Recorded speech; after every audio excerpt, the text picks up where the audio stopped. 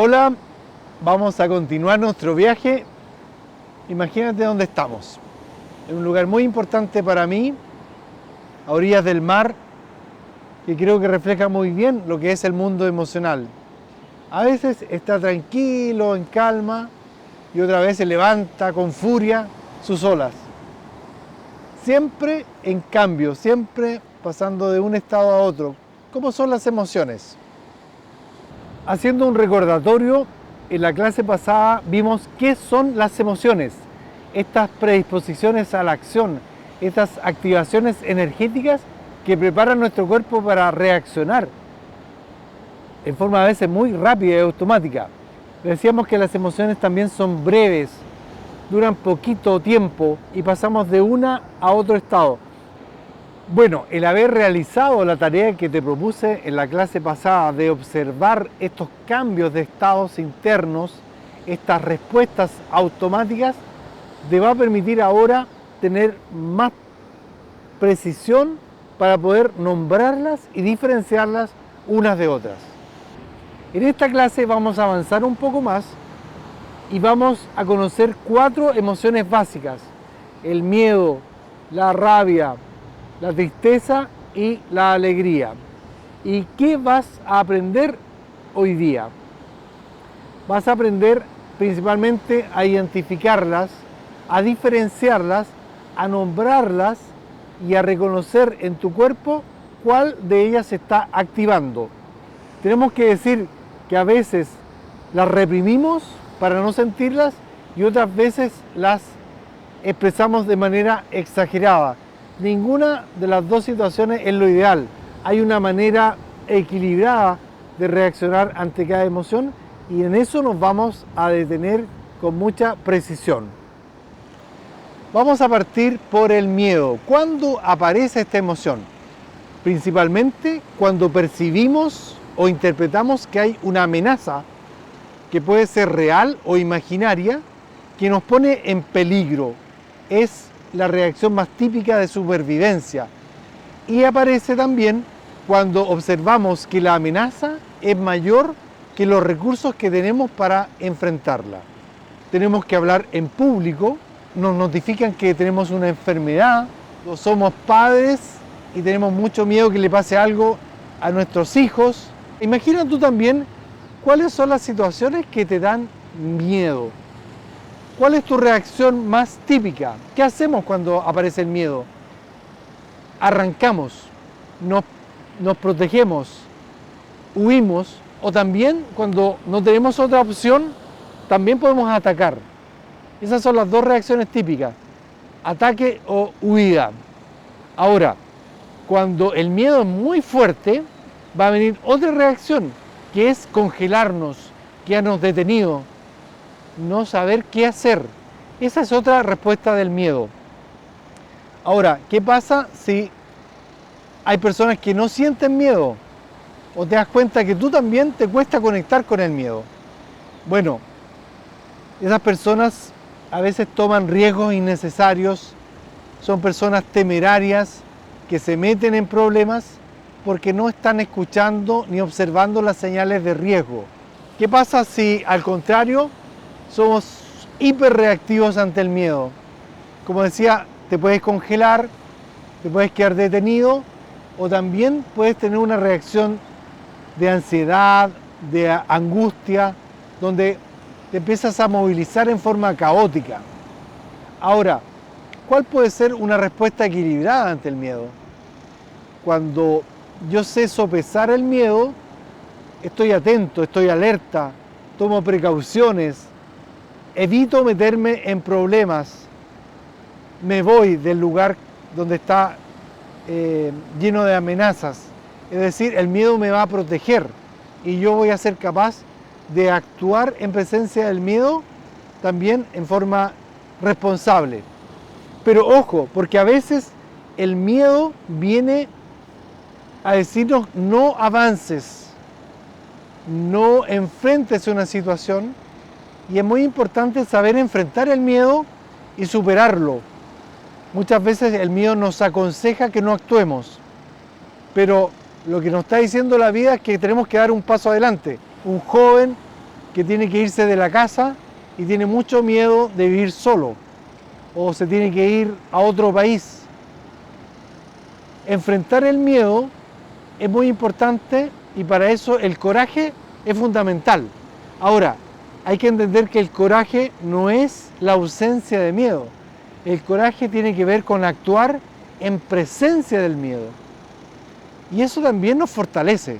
El miedo puede ser un consejero que hay que escuchar, pero también a veces hay que ir más allá del miedo para poder avanzar en la vida. Ahora pasamos a una segunda emoción, que es la rabia. No sé cómo te va a ti con tu rabia, si la tienes disponible o la tienes muy guardada o al contrario explotas cuando la sientes. Para mí es una emoción maravillosa que me ha costado mucho también conectar.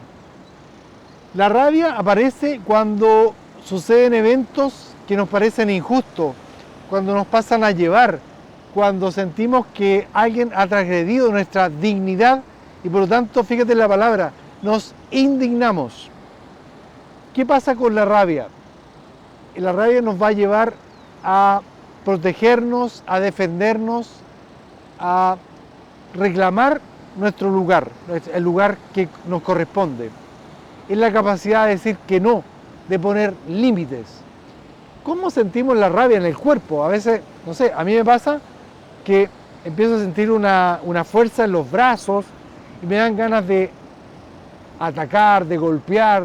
A veces la rabia queremos ofender a alguien, ¿verdad? Y la rabia hay que tener mucho cuidado porque a veces se nos pasa la mano y luego que baja la rabia nos damos cuenta que fuimos muy ofensivos o muy agresivos o muy violentos y nos toca a veces pedir disculpas y arrepentirnos de esta emoción. ¿Qué pasa si no tienes la rabia disponible? ¿Qué le pasa a las personas que no se conectan con la rabia, que la tienen reprimida, guardada, ahí muy controlada? Casi siempre son personas muy complacientes, que no saben o les cuesta mucho poner límites y decir que no. Esas personas finalmente, yo me he fijado en el trabajo, terminan sobrecargadas, agotadas, reventadas, porque no pueden decir que no y siempre complacen y son a veces personas un poquito pasivas. No tener la rabia disponible tiene un alto costo en la vida de cada persona. ¿Qué pasa ahora si tienes la rabia muy disponible? Eres una persona muy rabiosa, agresiva, avasalladora, que justamente lo que hace es ofuscarse por cualquier cosa, hipersensible, que la tiene muy ahí desarrollada. También es complicado, ¿no? Tener siempre reacciones exageradas de la rabia. ¿Cuál sería la mejor forma de gestionar esta emoción?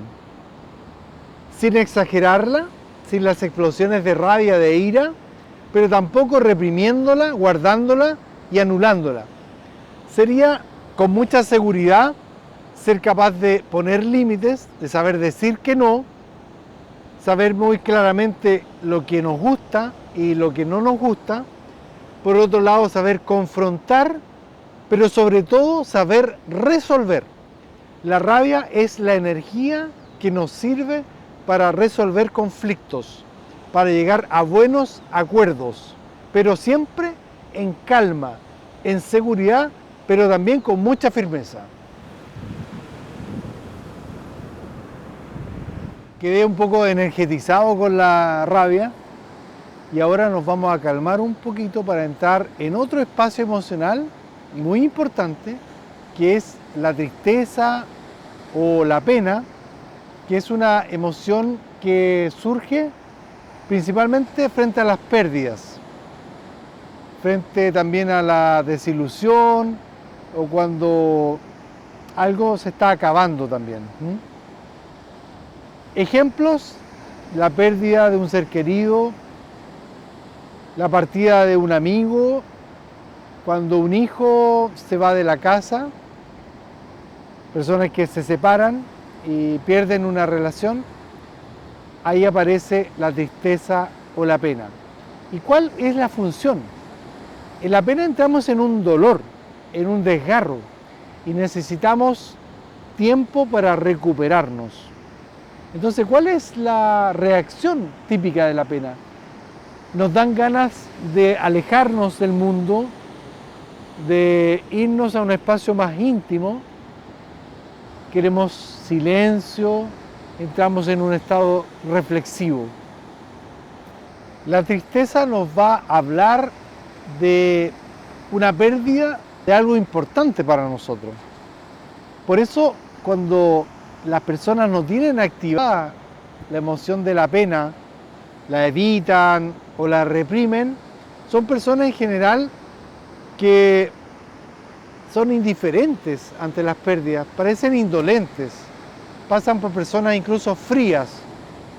En cambio, cuando tienen desarrollada o hiperdesarrollada la tristeza, van a ser personas muy predispuestas a la depresión, a derrumbarse, a ser muy susceptibles y van a entrar en una baja energética importante. ¿Y cuál sería la forma equilibrada de vivir la pena, la tristeza? Si estamos viviendo un duelo, una pérdida, un alejamiento de algo importante, tenemos que darnos permiso para llorar, para expresar esa pena, para conectarnos corporalmente con lo que estamos sintiendo y darle curso. Llorar nos hace bien, nos permite descargar, desahogarnos, nos lleva a un estado de recogimiento en el cual vamos a reflexionar, vamos a recordar aquello que perdimos, lo vamos a valorar y le vamos a dar un lugar importante en nuestra vida. Luego de ese paso del tiempo, donde el cuerpo se va reponiendo de ese dolor, nos vamos recuperando hasta llegar a un momento en que queremos volver a la vida con fuerza, con ganas, a integrarnos a los demás. Así es que no tenemos que tenerle miedo, darnos el tiempo para alejarnos del mundo, para reponernos, restaurarnos y luego volver al curso de la vida con nuevas energías. Bien, ahora nos vamos a la cuarta emoción, que es la alegría. Pero antes te tengo que decir una cosa. Cuando somos capaces de vivir la tristeza y la pena, también estamos más disponibles para la alegría. Cuando nos adormecemos en la tristeza, también se nos limita el acceso a la alegría. Son como dos extremos de un mismo hilo. ¿Cuándo aparece la alegría? ¿Cuál es el elemento gatillador o disparador de la alegría? Hay varios. Te llegó una buena noticia. Lograste algo importante. La función de la alegría es conectarnos corporalmente con el placer, con la satisfacción, con sentir que la vida está en nosotros. Es una energía expansiva y donde nos van a dar ganas de compartir, de estar con otros, de abrazar, de felicitar, de agradecer. Es una emoción que tiene mucho que ver con la gratitud. Ahora, corporalmente, ¿cuáles van a ser las reacciones? Bueno, hay gente que salta, que, como decía, que abraza, que se pone eufórica, la sonrisa está presente en la alegría. ¿Qué pasa cuando las personas exageran en la alegría? Cuando estamos siempre queriendo estar activados en la alegría. Entramos en una suerte de búsqueda permanente del placer, de la excitación, y eso nos puede llevar a lugares riesgosos, nos puede poner también en peligro, nos puede llevar a la impulsividad, a tomar malas decisiones. Al contrario, si tenemos clausurada la emoción de la alegría, somos personas que insatisfechas, personas que no disfrutamos de nada, que todo nos parece igual y todo nos da lo mismo. También podemos entrar en estados depresivos también cuando no tenemos la alegría disponible. No sabemos reconocer nuestros logros y seguimos trabajando y nunca celebramos. ¿Cuál sería la manera más equilibrada de vivir esta emoción expansiva? Bueno, a través del disfrute, del goce de la vida, de manera también equilibrada, manteniendo siempre la mente clara, la mente en calma, sería también conectarnos con la gratitud, como lo dijimos anteriormente, y con las ganas de dar, de entregar, de colaborar. Es una emoción que permite la conexión social. Y ahora llegó el momento de ver cuál es el ejercicio que te voy a proponer entre esta clase y la siguiente. Quiero que observes también en tu propia vida cuáles son los disparadores de las distintas emociones. ¿Cuáles son tus disparadores de la alegría, de la tristeza, del miedo o de la rabia? Y después vamos a hacer un zoom a la rabia y vas a ver cuáles son las consecuencias que puede tener en tu vida no tenerla disponible, ser una persona que la reprime, que es complaciente, que no sabe decir que no. Y también en tu experiencia o la experiencia de alguien cercano, cuando tiene la rabia demasiado activada, ¿cuáles serán los costos en su vida y en sus relaciones? Eso te propongo observar y practicar para que puedas distinguir este flujo en las distintas emociones. Hemos visitado los distintos estados emocionales de estas 4 principales emociones que le llaman básicas: el miedo, la rabia, la alegría y la tristeza. Nuestra propuesta es que las tengas todas disponibles para expresarlas, para sentirlas de manera equilibrada, sin reprimirlas, pero tampoco hiperactivadas. Esa es la propuesta, y en la próxima clase vamos a ver que cada uno de nosotros, ante los mismos disparadores, tiene distintas maneras de reaccionar y distintas maneras de vivir las emociones de acuerdo a nuestra propia identidad. Nos vemos.